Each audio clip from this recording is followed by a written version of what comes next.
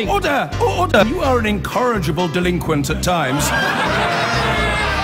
Behave yourself, man!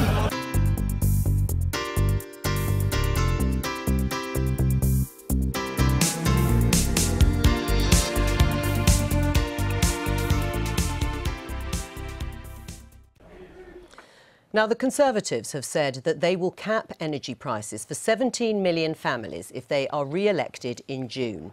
Under the plans, the energy regulator Ofgem will have the power to cap the price of bills for customers on so-called standard variable tariffs. The Lib Dems are opposed to the plan and have accused Theresa May of copying the economic strategy of the former Labour leader Ed Miliband.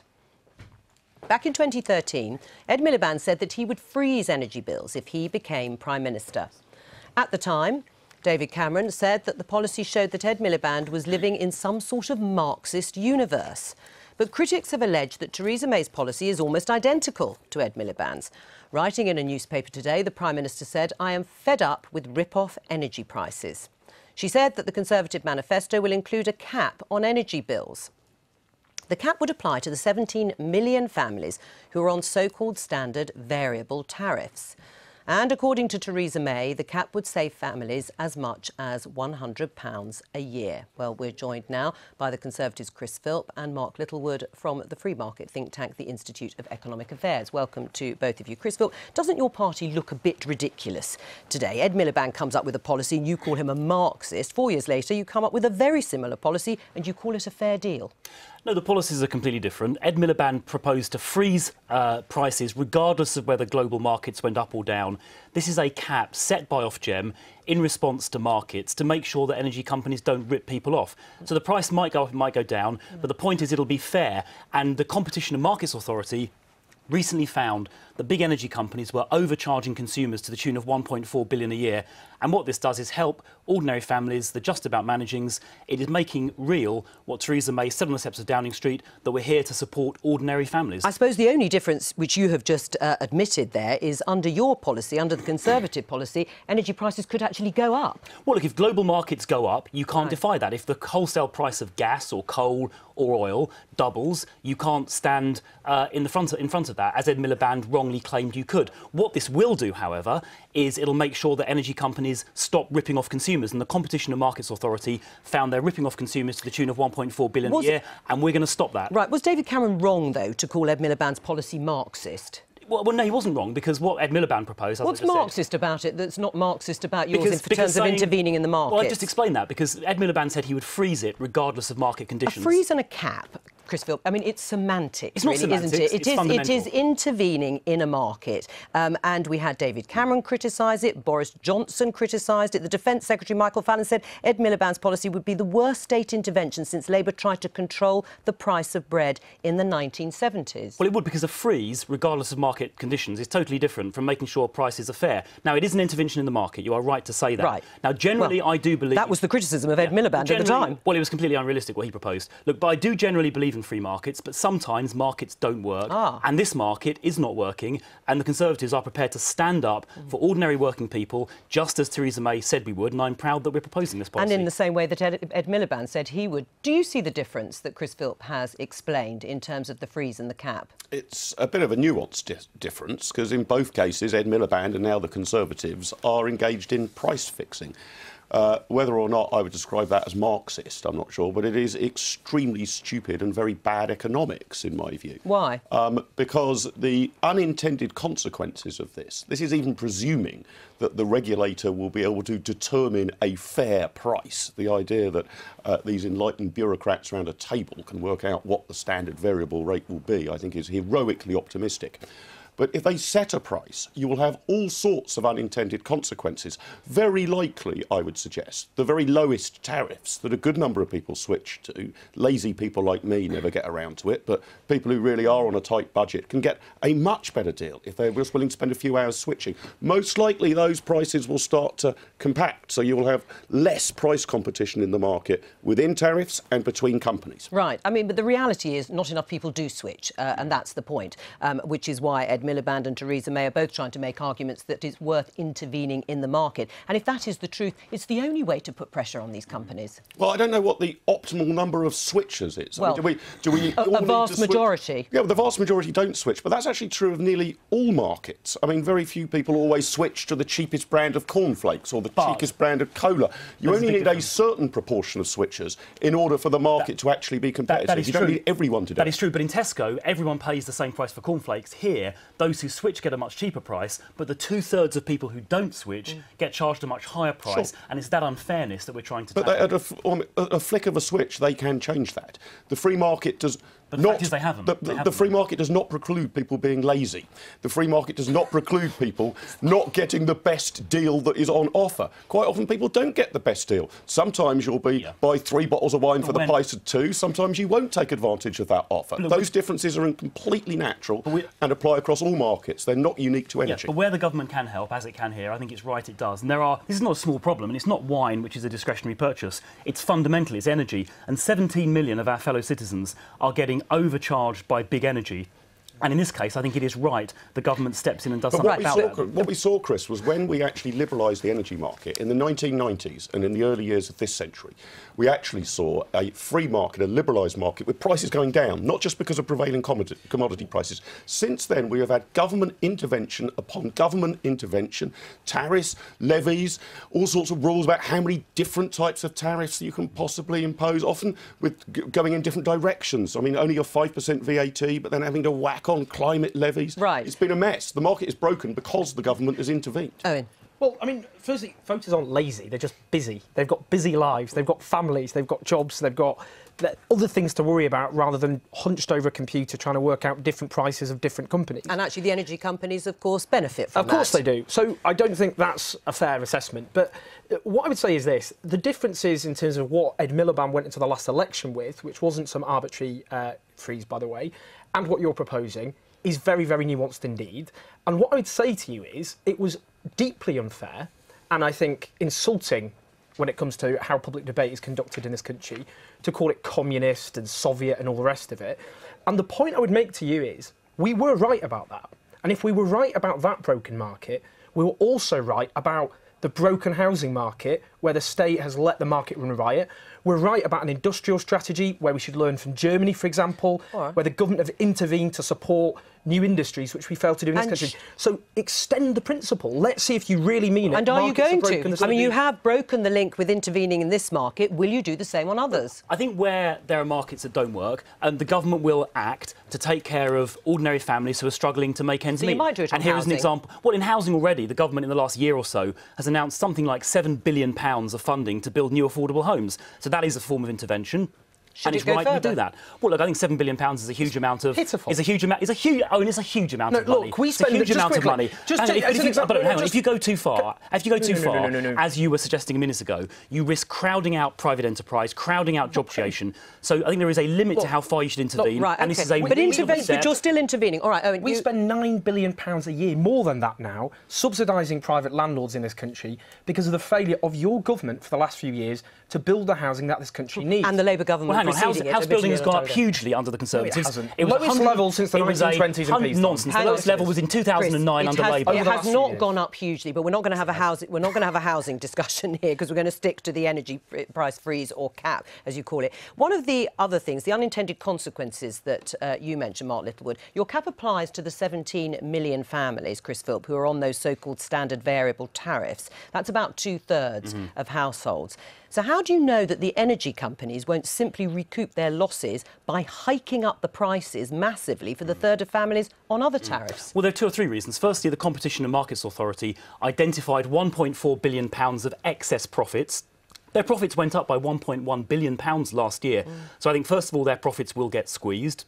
And it's right they do. The CMA found that. Secondly, I think... So you want to squeeze the profits of companies? Because the Competition and Markets Authority found they were making excess profits because they have a market-dominant position. It's just not a very conservative thing to do, is it? To then absolutely castigate Ed Miliband for a policy that now seems to be extremely reasonable. Well, his policy was different. And I think standing on the side of ordinary families, helping people who are only just about managing, is a very conservative thing to do. And I'm proud that we're doing it. Right. I mean, Do you think it will actually be popular in the way that Ed Miliband's, certainly the basis of it, was popular with voters? Actually, when you do ask opinion poll questions in a kind of one sentence, one question, you know, would you like your energy bill to be cheaper? We'll fix it for you. Would you like your holiday to be cheaper? We'll fix it for you. Unsurprisingly, the overwhelming majority of people say that sounds great. What I'm more interested in is, assuming the Conservatives win this election, which looks likely, and assuming that they are foolhardy enough to go ahead with this policy, how are we going to look a year later at whether it has worked?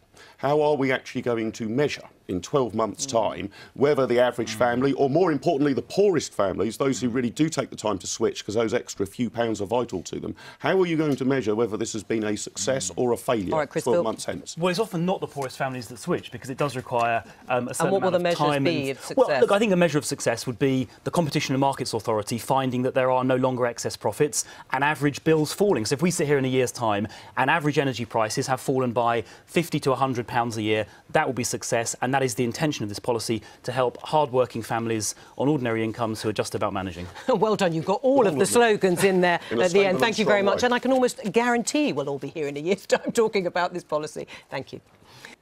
Well, the energy industry has criticised the plans to cap prices, arguing the move would stifle competition and hurt customers. We've asked our business editor, Simon Jack, to look at the likely impact of a price cap. Adam and Margaret from Eccles near Manchester have been with the same energy supplier for 30 years, and when their bill arrives every 3 months, they go to the bank to pay it in full. They could pay less if they shopped around, so why haven't they? It's just impossible to compare like with like, because the tariffs are all so confusing, deliberately so, you know, so that people just can't make an informed choice. After about 2 hours ploughing through, I just gave up and thought, it's better the devil I know, get a bill, go and pay it at the bank, I know I've paid it. The Conservative plan for a cap on energy bills, like the old Labour plan before it, is aimed squarely at Adam and Margaret and millions like them. According to the regulator Ofgem, 2/3 of all energy customers, that's 17 million households, are on standard variable tariffs, which tend to be the most expensive. Now, competition authorities say collectively customers are paying £1.4 billion more than they would be paying if they switched to cheaper deals. The Conservatives say that means a saving of up to £100 per household. But this cap would not automatically move people to the cheapest possible deal. It would just improve the bad deal a bit. And many of the cheapest deals might be withdrawn by energy companies to make up for any money they lose to the cap. In fact, there's evidence that's already happening, which is why most of the industry is not convinced that some of these numbers stack up or that caps are the answer. The market is actually changing in quite a dynamic fashion, and I think it's really important that we don't damage that and we keep competition there. We bring in some of these fantastic new entrants in the market who are bringing out innovation and challenging the big players. That's got to be right for consumers. The big six energy companies don't like this proposal. They prefer competition to caps, but some of those smaller suppliers are supportive. I think this is good news for energy customers. It might be painful for energy companies that are in the business of taking advantage of customers who don't understand energy very well or overcharging loyal customers. But on the whole, for companies that believe in charging a fair price for energy, this is probably good news. Competition authorities looked at the energy market for 2 years and ultimately decided that a cap wasn't a good idea. But with 17 million Adam and Margarets out there feeling they are overpaying, price caps may be unfamiliar territory, especially for a Conservative party, but it looks like comfortable political ground. Simon Jack, BBC News. Now, the Conservatives parked their tanks firmly on Labour's lawn today when they said they would cap energy prices, a Labour policy they rubbished 2 years ago. Theresa May says she can save households £100 a year on their bills, but the energy industry says it will stifle competition and prices will rise. Labour called the policy desperate, while the Lib Dems said it was never a good idea to copy the economic strategy of Ed Miliband. Fatima Manji reports. Once upon a time, a Labour leader promised a price freeze. If we win that election in 2015, the next Labour government will freeze gas and electricity prices until the start of 2017. His supporters lapped it up, but the Tories called him Red Ed and deemed the policy phony. Now, any politician would love to tell you that they can wave a magic wand and freeze your energy bill. companies would just jack up their prices before the freeze, so in the short term, prices go up. Some crazed attempt at governmental price fixing, which is what Ed Miliband came up with last week. There's one thing governments can't control, and that is the international wholesale price of gas. I know we'd like to live in some sort of Marxist universe where you can control all these things. But now it seems a Tory politician is seeking to join that Marxist universe. Today it was Theresa May slamming energy prices, pledging to step in where markets aren't working. 2 years on from dubbing the idea as dangerous, now the Conservatives want a cap of their own. It is a radically different interventionist approach for the Tories, and they insist it's not the same as Labour's original idea. We're Conservatives. We believe in free markets and competition, but we want to see competition working. As I say, the Competition Authority has shown that customers of the 6 largest energy suppliers in a year are paying £1.4 billion more than they would do if there was a truly competitive market. I think the real thing is always better than the imitation. And we've had year after year of rising bills under the Conservatives, and now they've come up with a policy which Theresa May admitted this afternoon can't guarantee that energy bills won't carry on rising. So I'm afraid it's a price con, not a price cap. The Conservatives say 17 million families could save up to £100 on gas and electric, and it's an idea with popular appeal. Anything that reduces household bills, because the poorer people can't afford to pay all these meters in houses, so yes, anything that helps everyone. A cap on the standard prices could be good. Yeah, so at least we know what to expect from most of the energy companies. But the thing is, you usually shop around from energy companies. They give better offers to new customers. As long as it's feasible, and the companies don't go bust because of it. Obviously, then we get nothing. Industry figures were quick today to point out a cap would stifle competition. Investment in energy will go down, the infrastructure, smart meters, environmental measures will start to go down, competition will decrease, prices will go up, and ultimately consumers will lose out. Shares in energy companies like Centrica and SSE have gone down today. It's a policy that puts the Conservatives unusually at odds with the energy industry. But it's designed to show they're willing to take on the burning injustices faced by low-income families. Well, joining me now is the former Liberal Democrat Energy Secretary, Sir Ed Davey, and from the Conservatives, John Penrose, who has campaigned for a price cap. Sir Ed, why is this such a bad idea? Because it won't work.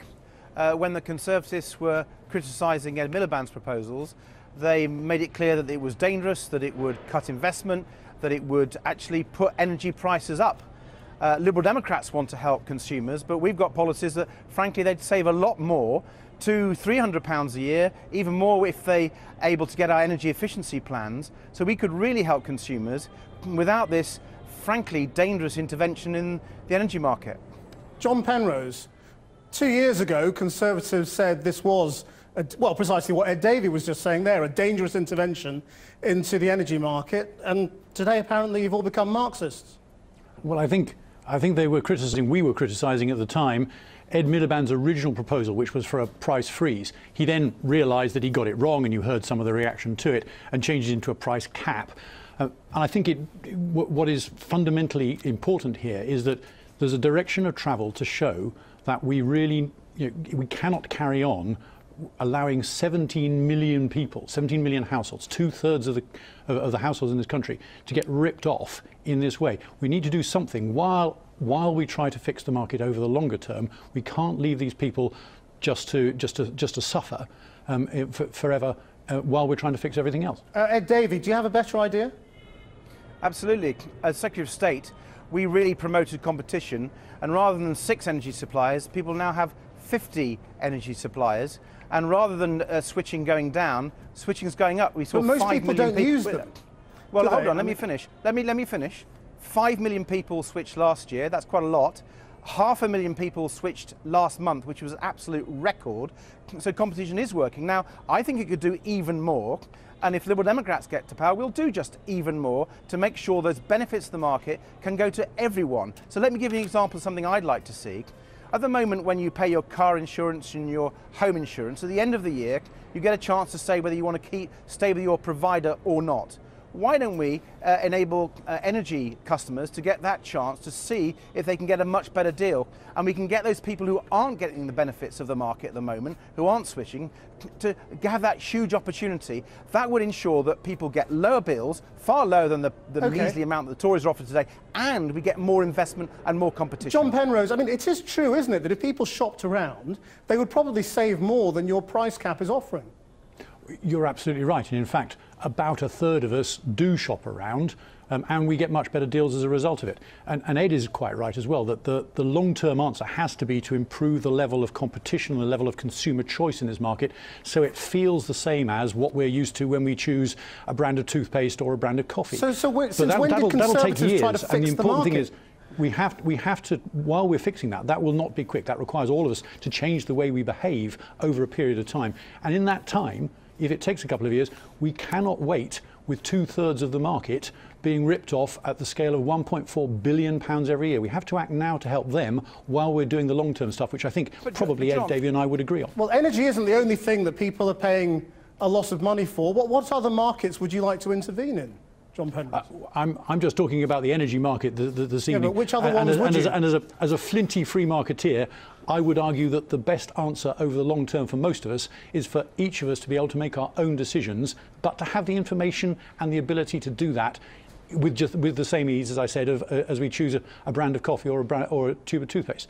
And we're a long way away from that in energy. There may be other markets, but I think today is about energy. That's one of the biggest, and that is one of the most crucial ones that we need to focus on. So, Ed?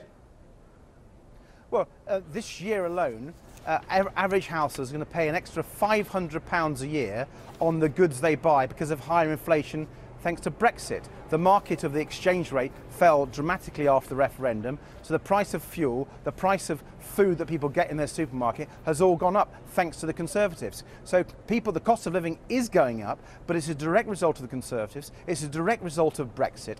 And only the Liberal Democrats, with our opposition to the hard Brexit, to keep us in, our desire to keep us in the single market, can try to reverse that. And here on energy policies, Liberal Democrats have got a much better deal for consumers. And let's deal with the point about John saying that there's a number of people paying high energy bills at the moment. Yes, he's absolutely right. We need to take action on that. I tell you, one big action Liberal Democrats would take is helping on energy efficiency, particularly to those people in fuel poverty who are struggling the most. The Tories have cut energy efficiency measures, and that's an outrage. So Ed, just while you're with us, I just want to ask you about one other small aspect, which is the question of your knighthood. Now, it's intriguing that if you go to your website or your Twitter page or anything like that, you don't mention your knighthood, which is something you took in 2015 after you lost your seat. I just wonder whether you're a bit embarrassed about it in front of the voters. No, I'm exceedingly proud of my knighthood, and people come up to me in the shops in Surbiton or Kingston New Malden across the area where I live, and they call me Sir Ed, and we have a joke about it. So people know about it. I'm very, very proud of it. But actually also people know me as Ed. I've been Ed in their constituency for over 20 years. And so people actually recognise that. Okay. So I'm deeply proud of it. Well, maybe we'll see it on your election literature then. Sir Edward Davey and John Penrose, thank you very much.